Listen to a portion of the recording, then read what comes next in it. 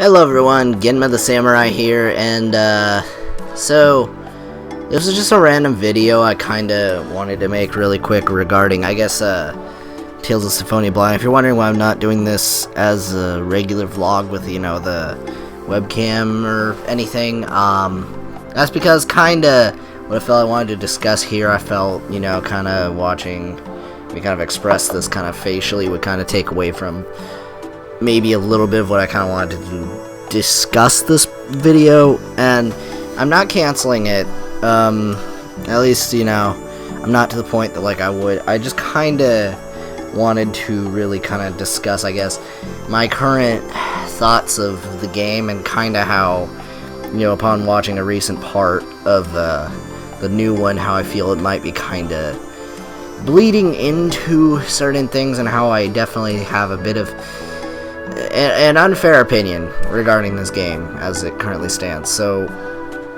I just kind of want to clarify this really quick before I started talking, is that I recognize I'm probably not giving the game much of a chance, and that something about this game, and at some point it just kind of pushed certain buttons with me, and I kind of want to make this video where I could talk with you guys and we could have a nice, intelligent conversation about this game and why people like it, or people's arguments about it. Because I have found that a lot of people actually consider Symphonia like their favorite game in the series, or like the best one.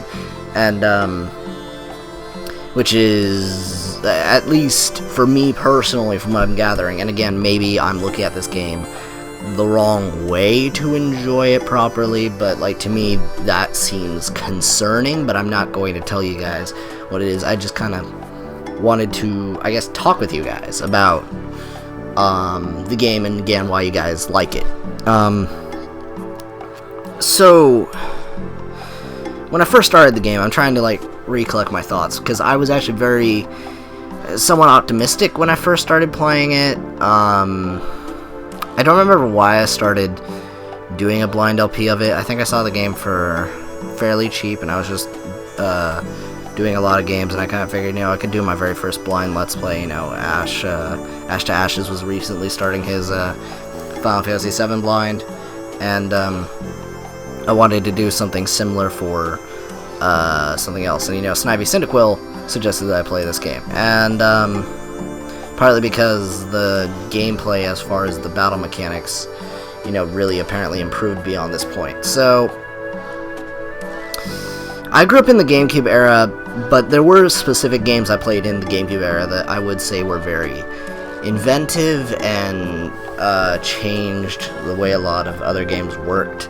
So I'm not quite sure what window it was when Symphonia was a thing, but I definitely kind of had some issues with a bit of its presentation. Is that when I first got into it, is that some of my actual first time seeing a decent chunk of Tales was when I was watching Blazing Kid 67 playing Vesperia. So going back to this, I will admittedly say I kinda...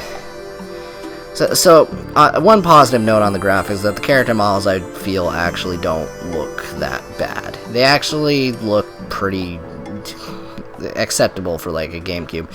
My biggest problem is kind of the way everything is animated. Barring lip movements, reminds me a lot of, at least to me, it feels like a PlayStation 1 game.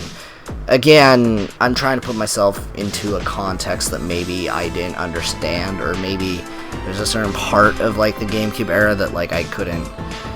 But there's definitely something about the graphical style of this game that I kinda have a hard time getting into. But barring that, that's not really a major issue. That's more of a preference thing. I think one of my biggest issues with this game, and this might also come with a confession that I will probably make in the LP at some point, is that there was a very early on mistake regarding the blind part of the playthrough that I never addressed, and is regarding Kratos.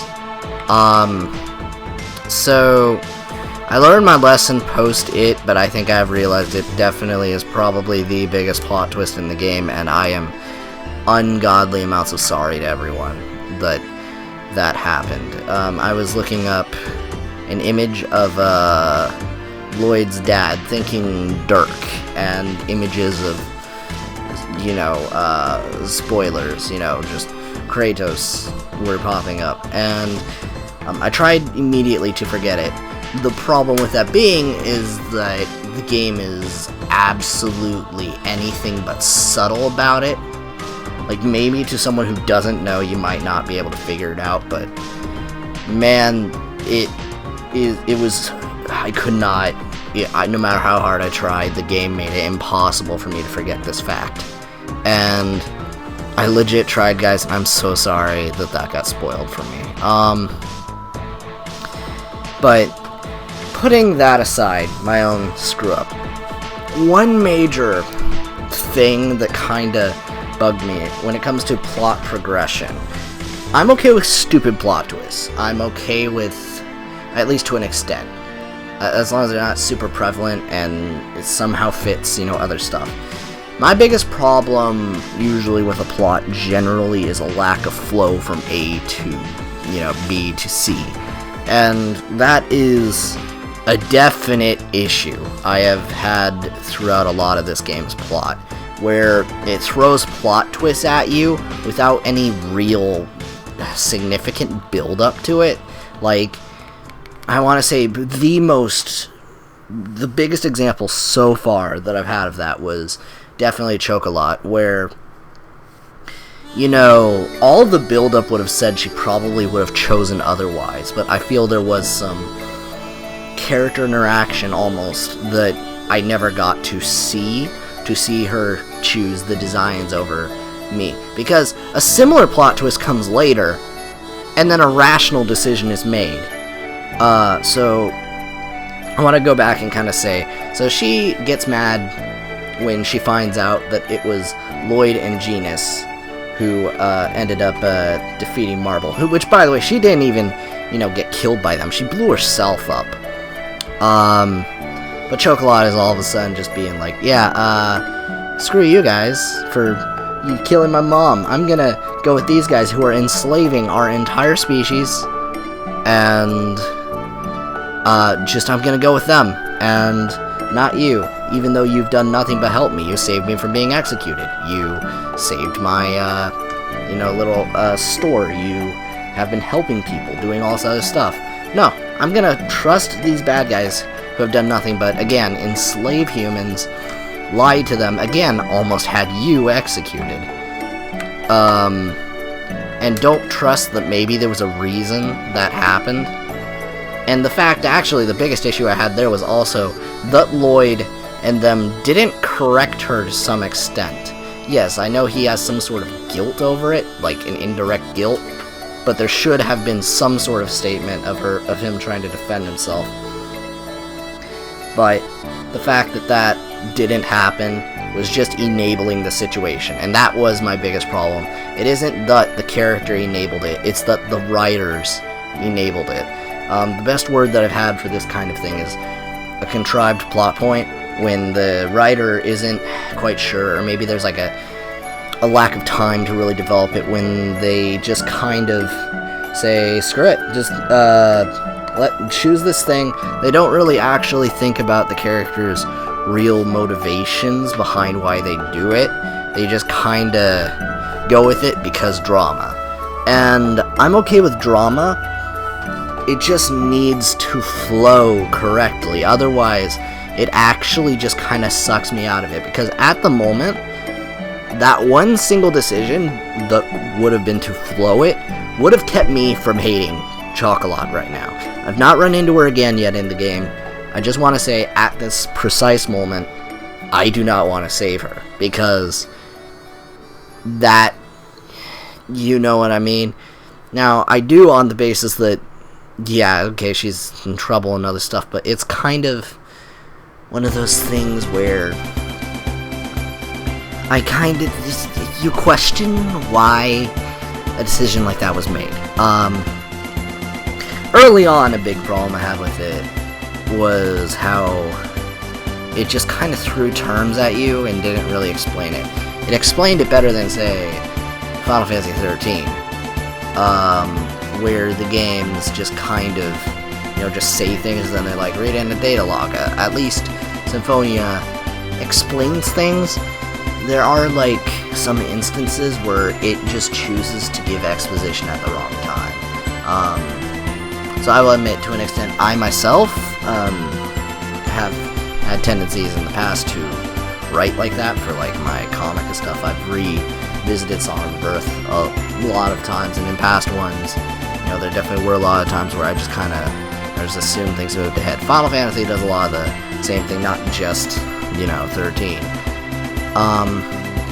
But the key thing is just kind of how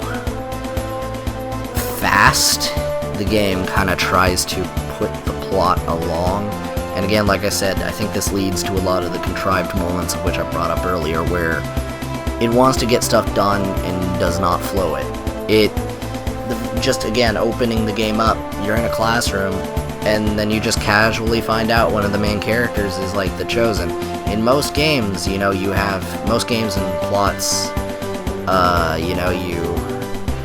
you wait a bit or something, someone finds out that they are. And I mean, this can be refreshing if it wasn't such a strange scenario, just because typically, so I don't mean to point at Final Fantasy X because, this is an unfair thing, I want to say, a lot of the time when it comes to comparing a game for another thing. And I do that a lot with this game, kind of personally, and I'm kind of trying to avoid it here and just looking at the plot by its own merits here. It does have a lot of similarities to a lot of different things, and I kind of don't want to draw too much attention to that because, I want to have the goodwill of the whatever they're doing. They're trying their best to create something original, but I can definitely see it draws more than just gameplay inspiration from a lot of different things. And I don't know if that's lack of ideas or what, but yeah. So this is where I talk about the characters. Favorite one is Kratos. Hands down, it's Kratos. And I know it's pronounced Kratos. I wanted to say that for everyone. I say it because it's funny. I know it may bother you, I just say Kratos because it sounds cooler, and I just find it funny. I don't know, just for me to say it different. I have a weird sense of humor like that. Kratos is my favorite. Sheena probably being my second favorite, probably followed by Genius. Those are the characters, and I guess maybe Rain. Rain is kind of like in this middle camp at the moment, where like she hasn't really done that much really to impress me personally. I think some of my biggest problems with these characters is not that they have, it's not about whether or not they have like fun quirks or whether they, are very entertaining and stuff. That is very important that you have things that define a character, but I feel, the quirks really should be second to the actual character development. And again, with the contrived nature of how this game goes from point A to point B to point C to point X, whatever, there definitely are points where it definitely kind of tries to leave character development to the skits, which in turn seems to really kind of hurt the general narrative in terms of fitting the characters into it. So in a lot of scenes, characters seem pretty, like, not generic in the sense that they're like other characters, generic in the sense that they don't really identify themselves outside of their one quirk. Genius being the smart one, Rain, being like the older sister character. You have Lloyd, who is essentially Naruto, and Sheena's pretty, okay, she's pretty well done. Like I said, she's my second favorite. Kratos, while he is kind of the quiet one, admittedly me ruining that twist for myself also made him a way better character, looking at it from this perspective, because he isn't like this quiet person, because I definitely do see the emotional struggle that I was not supposed to realize, and I do actually feel for the guy in a way that I cannot relate to Lloyd because of a lot of the stupid decisions he makes.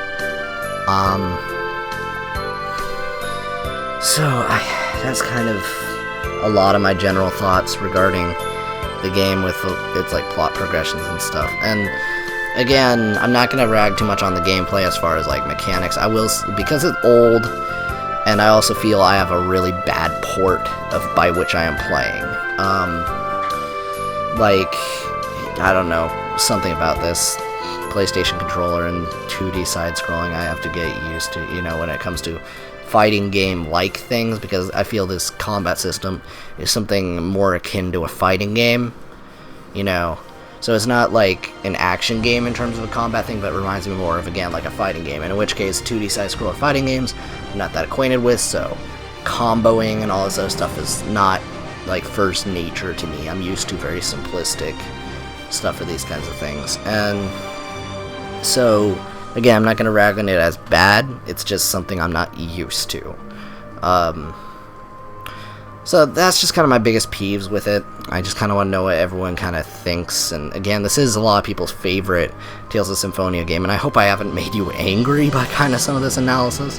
And I notice it's kind of this series in particular that it really turns me into a cynical a-hole all of a sudden. Like, again, the recent one, I found myself kind of almost immediately getting kind of annoyed by it, and some of it was just kind of the instant direction that it took regarding making it like another, like, I don't know, the moment I heard like Chosen and Prophecy and all that stuff, I was just opening into hysteria so far, just watching playthroughs. I kind of immediately was like, oh god, cliches coming up again. But you know, that's, I was probably very quickly I'm just trying to repress this, because it's Symphonia struggle's kind of bleeding over, and I kind of hope someone can kind of pull me out of this, if you can. Try to, but don't be forceful about it, you know, because I am playing through this game, and as much as it frustrates me, I'm gonna try and beat it if I can. It's just, it is a little bit hard for me, so I kind of want to know people's, you know, thoughts and stuff, you know. So anyway, I've let this go on for too long. I thank you guys so much for tuning into this video. This is random, but I feel it was needed, and yeah, anyway, hope you guys have a great day. Bye!